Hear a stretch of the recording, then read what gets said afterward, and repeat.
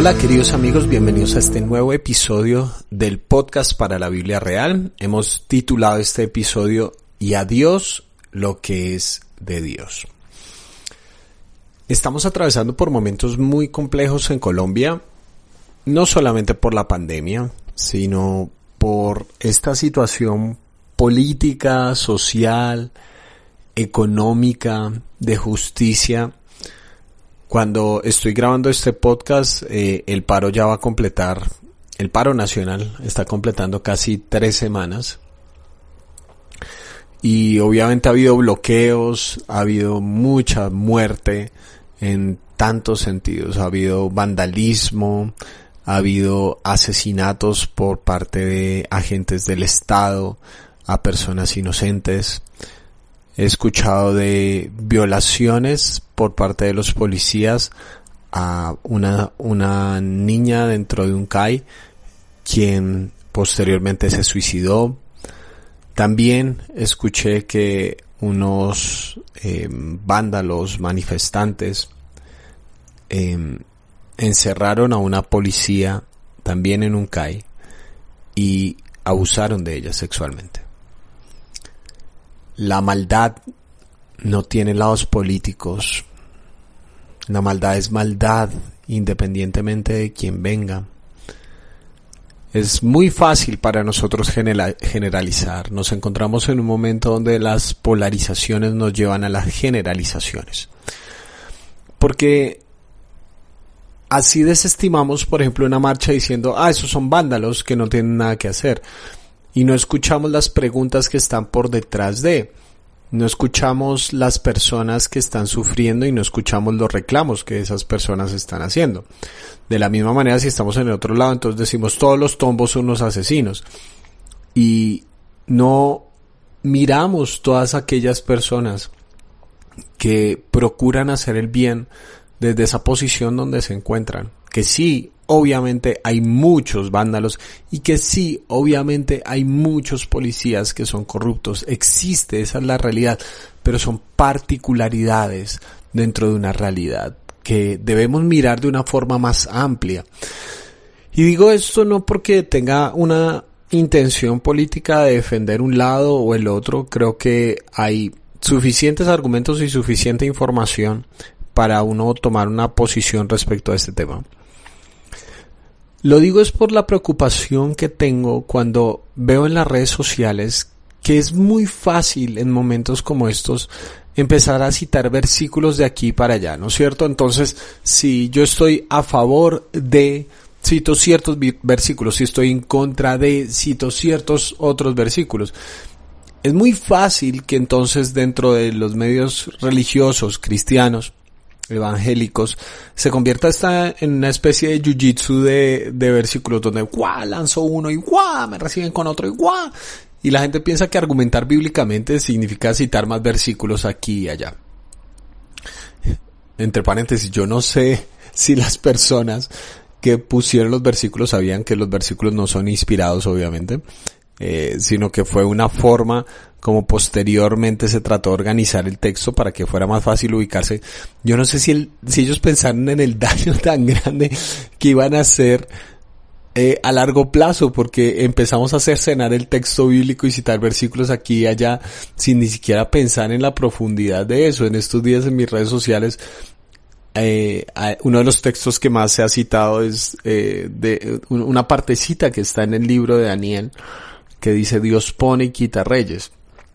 Es muy interesante que está en Daniel capítulo 2, cuando en ese momento el rey era Nabucodonosor, y Nabucodonosor tiene un sueño que tiene que ver con la temporalidad de su reino.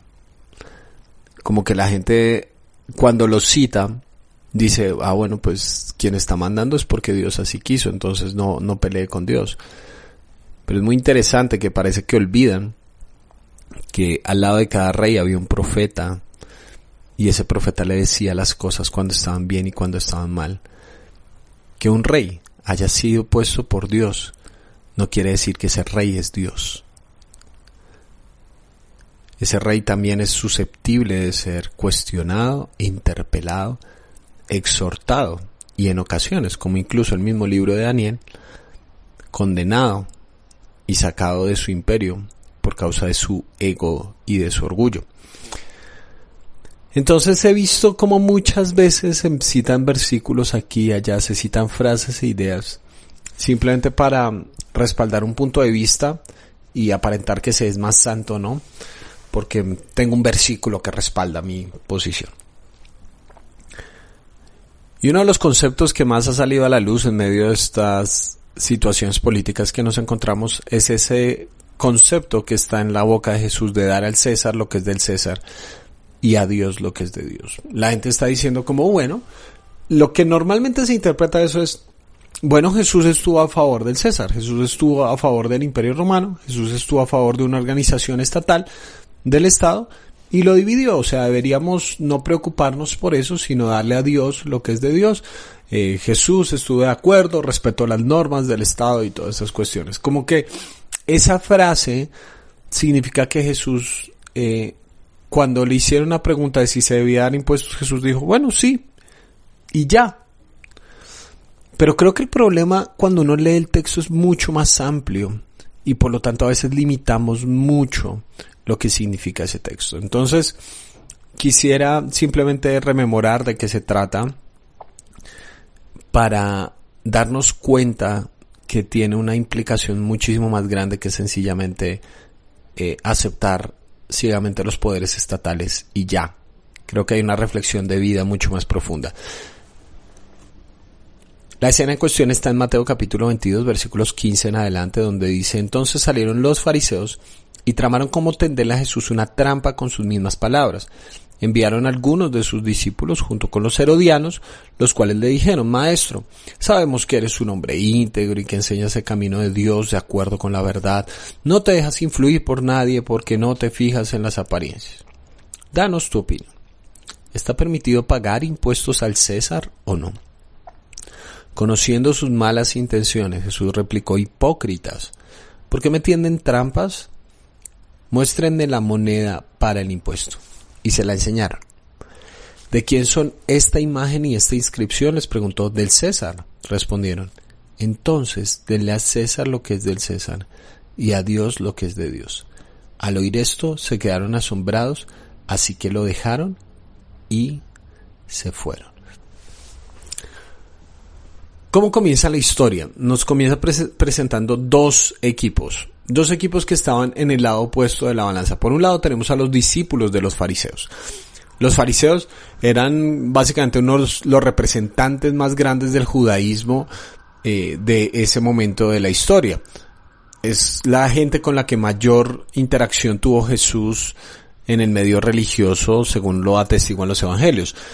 Los fariseos eran las personas que estaban a cargo, pues, de todo lo que eran los oficios religiosos. Ahora, uno de los elementos más importantes dentro del Antiguo Testamento era la promesa de la libertad de Dios al pueblo de Israel. Les estaba diciendo que ellos iban a vivir nuevamente en esa tierra. Después del exilio, después de que regresaran, iban a volver nuevamente libres a esa tierra.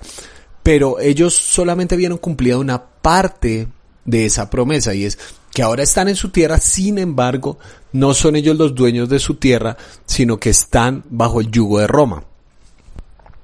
Entonces los fariseos se convierten en unos representantes muy interesantes porque aunque tienen cierto bienestar político, tienen esta visión religiosa donde están esperando que el reino de Dios se manifieste, donde el Señor venga, donde venga un Mesías que los libere del yugo de esclavitud a los que los tenían sometidos los romanos.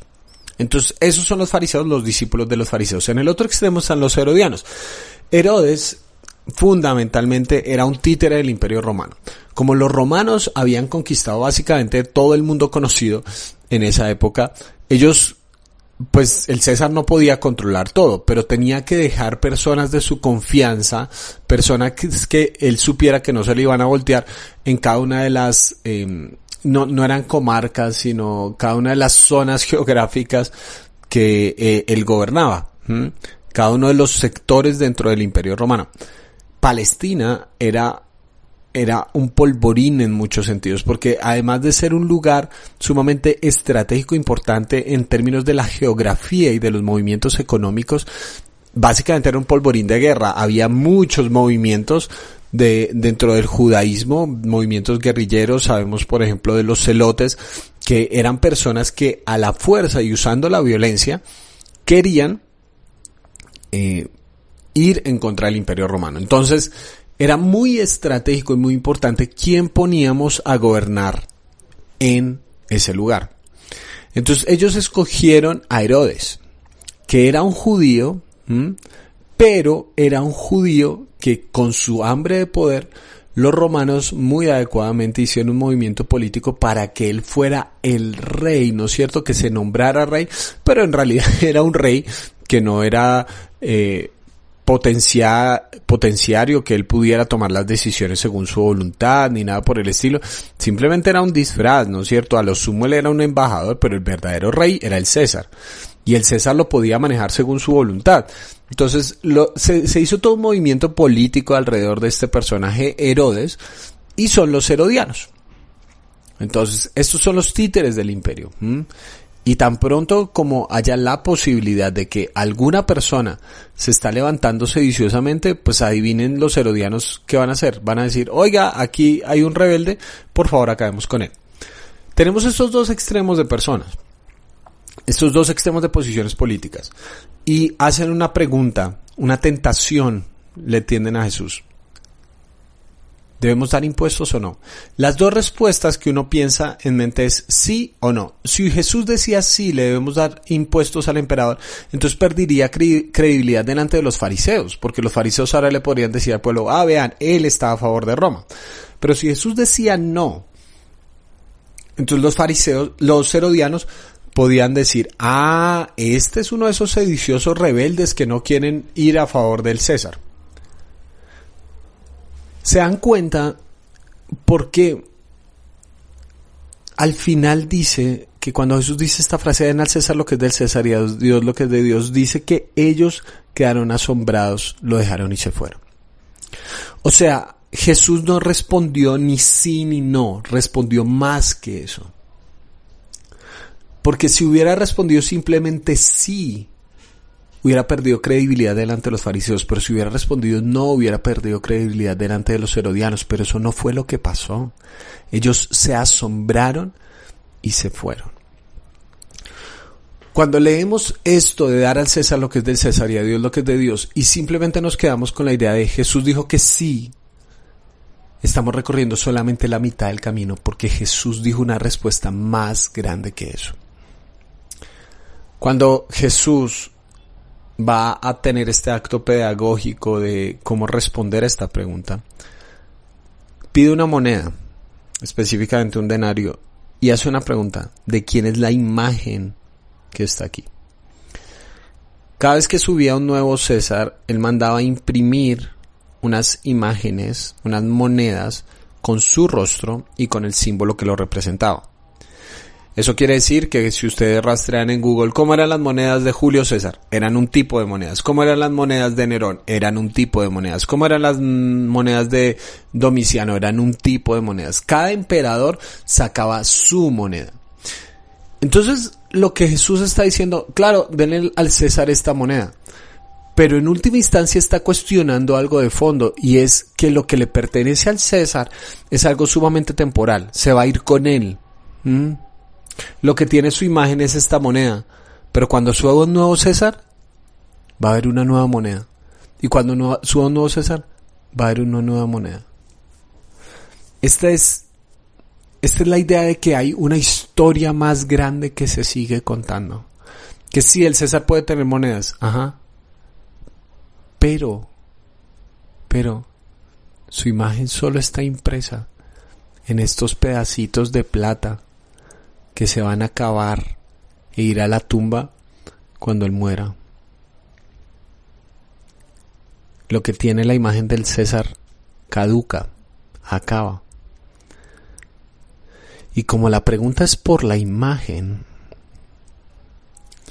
Jesús, entonces su respuesta tiene que ver con la imagen. Si le debemos dar al César lo que tiene su imagen, o sea, estas monedas, darle a Dios lo que es de Dios, significa que le debemos dar a Dios lo que tiene su imagen. Y bíblicamente, lo que tiene la imagen de Dios somos los seres humanos. César puede ser dueño de este dinero, pero el dueño de la vida humana es el que la creó, incluso al mismo César. Porque si esta moneda tiene la imagen del César, pero el César es imagen de Dios, o sea, él también le pertenece a Dios. Y eso a mí me llama mucho la atención, porque es como esta idea de que hay una versión por debajo de la versión general de la historia. Cuando usamos el término subversión, normalmente pensamos en guerrilleros y todo ese tipo de cosas, pero sub significa algo que va por debajo de. Pensemos, por ejemplo, en subterráneo, algo que va por debajo de la tierra. Subversión quiere decir que hay una versión por debajo de la versión general de la historia. ¿Cuál es la versión general de la historia? Que el César es el rey sobre todas las cosas, el dueño absoluto. Hay cantos hacia el César que lo llamaban mi Dios y mi Señor, pero estos en Palestina, Jesús y sus seguidores posteriormente están escribiendo una clase de historia donde hablan de que Jesús es el Señor, ya no hablan de que el César es el Señor. Y Jesús comienza inaugurando esta clase de versión por debajo diciendo, sí, claro, el César puede estar gobernando en este momento y en última instancia su poder es temporal, todo poder humano es temporal. Pero hay una versión por debajo de la historia. El dueño verdadero de toda imagen, creada a la imagen de Dios, es decir, de todo ser humano, el verdadero dueño no es el César, es Dios. Por eso, esto de entregarle a Dios lo que es de Dios, se ha cometido el error de pensar que se trata de impuestos espirituales. Claro, si al César le tenemos que dar los impuestos al Estado, entonces a Dios démosles impuestos espirituales, ¿no es cierto? ¿Y qué son los impuestos espirituales? Los diezmos. Entonces toca traer a Dios lo que es de Dios, es darle los diezmos. No, porque la pregunta es por la imagen, no por el dinero. Darle a Dios lo que es de Dios es darle a Dios la vida. ¿Por qué tenemos tantos problemas con nuestra identidad? Porque creemos que debemos formar una identidad autorreferencial, es decir, sé tú mismo. Pero es que cuando ni siquiera sé quién soy yo, ¿cómo me puedo definir a mí mismo? Según la Biblia, la identidad no es autorreferencial. No nos referenciamos a nosotros mismos, sino que miramos a alguien externo a nosotros, porque fuimos creados a imagen y semejanza de Dios. De una forma muy interesante, cuanto más nos enfocamos en Él, mejor nos entendemos a nosotros. Cuanto más lo miramos a Él, mejor nos vemos a nosotros. Darle a Dios lo que es de Dios es entregarle a Dios tu vida. Vivir según la mirada de Él. Vivimos en un mundo y en medio de una sociedad donde hay tanta injusticia, donde hay tanta maldad, donde el valor del ser humano parece depender de la cantidad de dinero que tenga en una cuenta, de la cantidad de poder e influencias que tenga. Pero el valor del ser humano siempre ha estado en esa realidad que fuimos creados a imagen y semejanza de Dios. Y cuando logremos entender eso, que el valor de un ser humano no depende de sus resultados, de su dinero, de sus posesiones, podremos cuestionar la maldad, podemos ver la temporalidad de todo poder humano y entregarle a Dios nuestra vida. Porque cuando le entregamos a Dios nuestra vida, estoy absolutamente seguro que en la escena siguiente todo puede ser diferente. Gracias por escuchar este mensaje. Espero tus comentarios en redes sociales y gracias por compartir este episodio. Te mando un gran abrazo.